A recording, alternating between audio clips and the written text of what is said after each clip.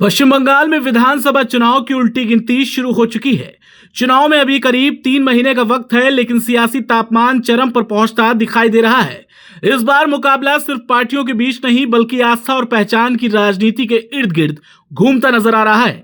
एक तरफ बाबरी मस्जिद के नाम पर मुस्लिम ध्रुवीकरण की कोशिशें हैं, तो दूसरी तरफ श्री राम और राम मंदिर के जरिए हिंदू वोटों को एकजुट करने की कवायद। बंगाल की चुनावी पिच पर धर्म की राजनीति कितनी भारी पड़ेगी, यही सबसे बड़ा सवाल है।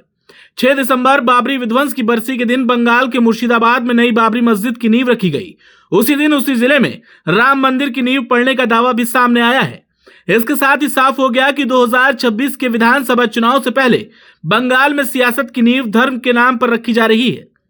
नई बाबरी मस्जिद के नाम पर हुमायूं कबीर ने खुद को मुस्लिम राजनीति के नए चेहरे के तौर पर पेश किया है। शिलान्यास के बाद पहली जुम्मा नमाज में भारी भीड़ जुटी। मस्जिद निर्माण के लिए चंदे का सैलाब आया और करोड़ों रुपए जुटने का दावा किया गया है। फरवरी में 1 लाख लोगों से कुरान पाठ कराने और उसके बाद निर्माण शुरू करने की घोषणा के सियासी संदेश साफ हो चुके हैं। चुनावी बंगाल के धर्म युद्ध में नई बाबरी के वारिस बनकर घूम रहे हुमायूं कबीर ने ऐलान कर दिया है कि फरवरी में वो 1 लाख लोगों से कुरान का पाठ करवाएंगे।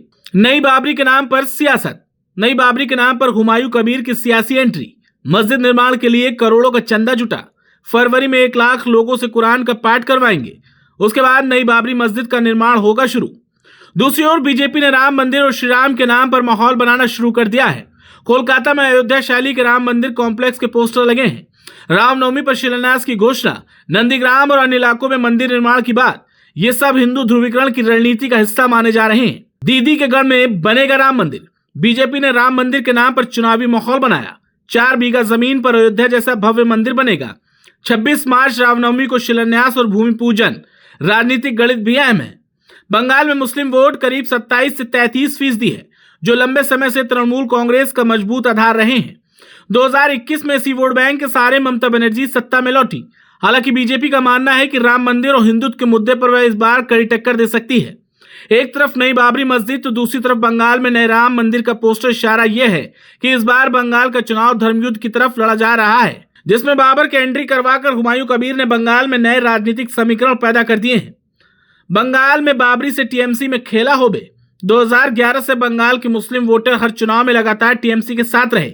27 से लेकर 33% मुस्लिम वोटर टीएमसी की राजनीतिक रीढ़ हैं।